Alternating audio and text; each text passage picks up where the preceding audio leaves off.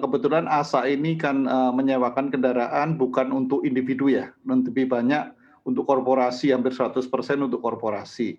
Jadi untuk, waktu mudik segala ini tidak begitu terpengaruh kita karena, bisnis kan tetap jalan. Kemudian kalau kita lihat kuartal 1 dengan kondisi Covid ya, itu banyak perusahaan yang mungkin menghemat Capex-nya.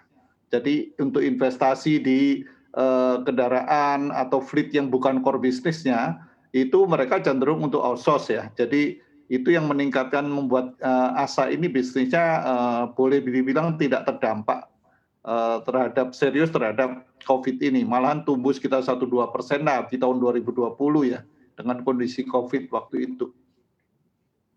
Mhm. Kalau hingga kuartal pertama 2021 ini seperti apa Pak demand-nya?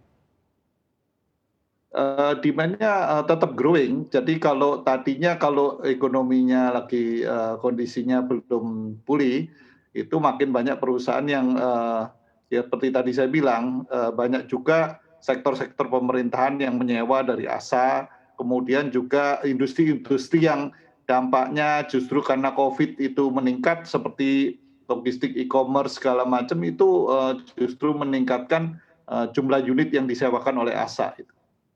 Mhm. Pak Projo, kalau kita lihat kan saat ini untuk ASA memiliki armada kurang lebih 26.000 unit kendaraan. Dari jumlah tersebut juga komersial itu sebanyak kurang lebih 22,63% ya. Kalau kita lihat komersial atau logistik 22,63% dan 77,37% ini atau sebagian ini masih didominasi oleh kendaraan penumpang. Sebenarnya kalau Anda lihat begitu ya, pengaruhnya kepada sektor kendaraan penumpang seperti apa Anda melihatnya? Apakah demand-nya masih bagus begitu? Kalau untuk ke depan bisnis logistik dari ASA ini seperti apa Pak? Apakah porsinya akan jauh lebih besar? Oke, ini kita bicara mengenai penyewaan, tipe kendaraan. Kalau yang disebut passenger car atau kendaraan untuk pribadi penumpang, itu seperti MPV yang terbanyak, terutama untuk operation perusahaan ya. Nah itu tetap akan tumbuh ya. Kemudian yang, tumbuhnya lebih cepat lagi adalah sektor yang untuk transportasinya e-commerce ya, logistik ya. Karena, landscape daripada, logistik ini akan berubah, yang tadinya dari gudang-gudang besar, kemudian, adanya di pinggir kota, semua pengennya sekarang produsen itu direct to the end user. Nah, itu yang menyebabkan penjualan-penjualan, produk itu sudah mulai lewat yang namanya online ya.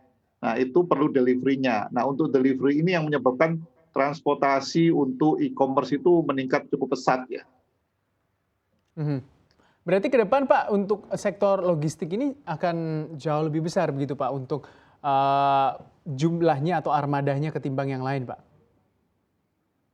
Peningkatannya kalau totalnya sih mungkin yang, passenger lebih besar ya. Tetapi kalau kita lihat growth-nya, kecepatan growth kalau dalam kondisi pandemi, itu logistik akan meningkat persentasenya growth-nya lebih cepat. Karena kebutuhannya kan kita lihat e-commerce berkembangnya makin, luar biasa ya, eksponensial. Nah ini kita akan ikut arah angin gitu ya. Jadi pasti akan terbawalah yang namanya penyewaan mobil-mobil yang untuk transporting goods ya, mentransportasikan barang itu, penyewaannya akan meningkat gitu.